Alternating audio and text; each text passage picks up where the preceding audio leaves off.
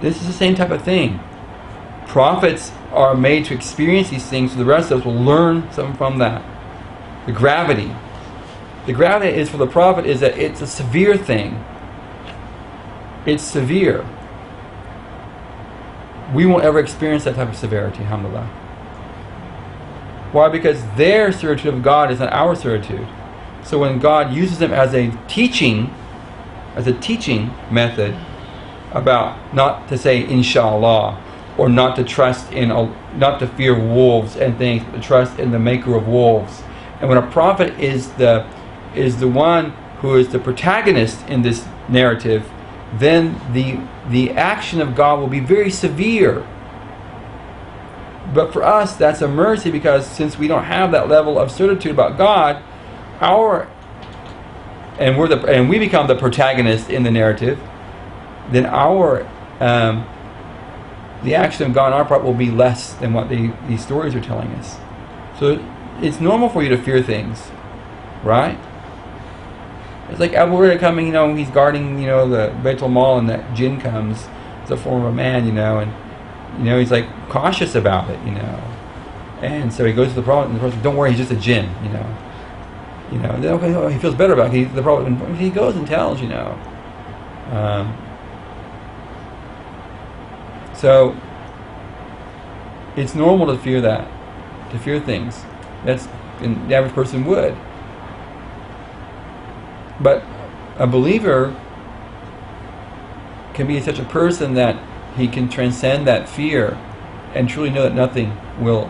It's like Khalid and Walid and the poison the Christians offered him. And he said, if Allah doesn't want me to die, I'm not going to die, because the poison doesn't kill. It's Allah.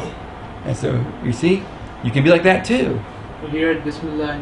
Yeah, you can be like. So you see, you can be at all levels, and those levels are not something necessarily that are fixed with you, but they are like they pulsate within you.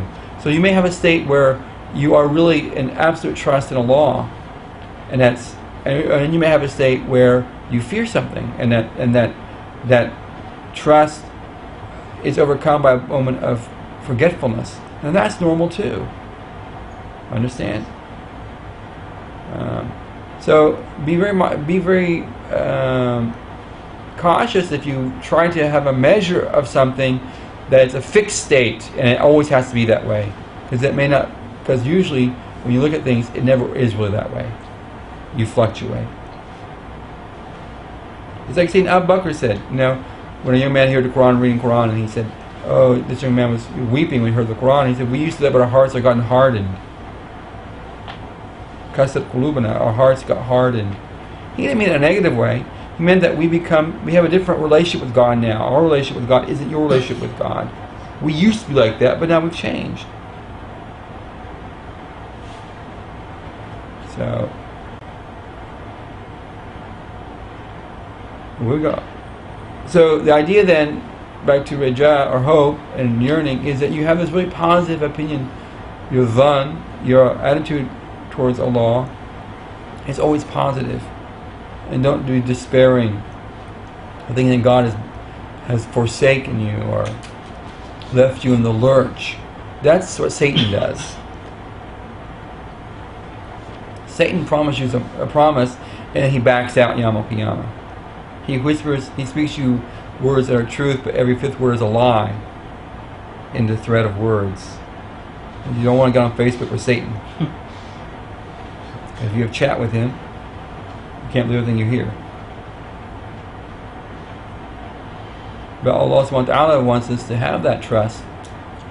And that's a trial, because He knows that you fear the things that you can tangibly relate with. The physical things around you, because they're so real for you. And alhamdulillah, He's merciful, He doesn't let that be.